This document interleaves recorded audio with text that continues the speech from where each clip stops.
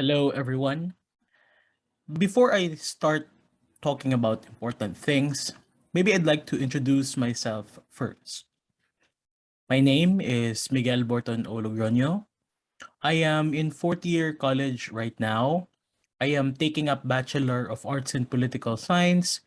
I'm studying in Mindanao State University, Iligan Institute of Technology, or MSU-IIT, and I'm currently located here in my hometown, Iligan City, in the province of Lanao del Norte in northern Mindanao. As an answer to the question of how did I knew about the scholarship, and this happened to me when I was just in second year, to be honest, at that time, I was really in need of a scholarship. And so what I did was to browse through the internet. Days of research and browsing and searching.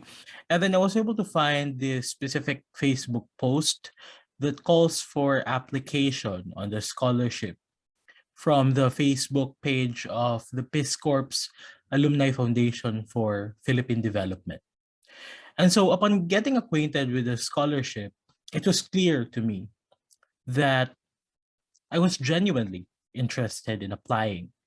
And this is not just because of the gains that I could possibly get, but also how this scholarship has been so meaningful and personal to me, as it not only champions peace, but it also aims to contribute towards Philippine development, which I think is a very great deal.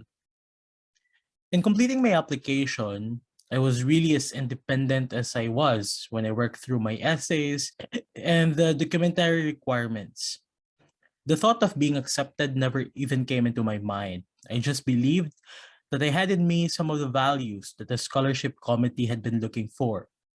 And basically, this was my interest and advocacy to peace that gave me that level of confidence to really make the application. The onboarding to the scholarship had become so easy, especially with the help of Ate Rachel Briones. Then working through my requests, Ate Hana Katiis has been more than helpful.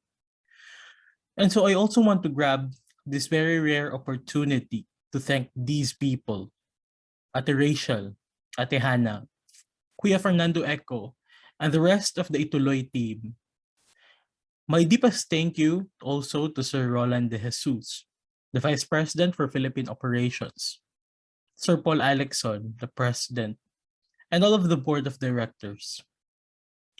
To be honest, I consider this scholarship as God's gift to me, since it came to me at the perfect time, at that time when I needed help the most. Just a background on my story. I came from a broken family. In essence, my father does not support me or my younger brother with our daily sustenance, much more for the expenses pertaining to our education. My mother, on the other hand, though she's willing to support me, but her unemployment makes it impossible for her to do so. And so growing up with my grandparents for most of my childhood, my lola, with her skill and talent in dressmaking and sewing, had been the source of financial support for me as I study and hurdle through college.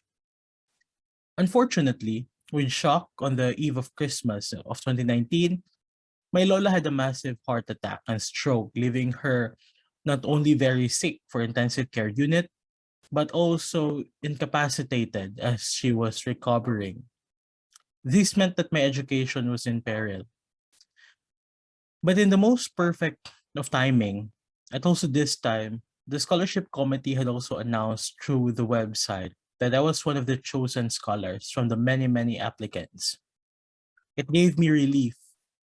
Suddenly, the empty space has been filled again. It was a beacon of hope for me.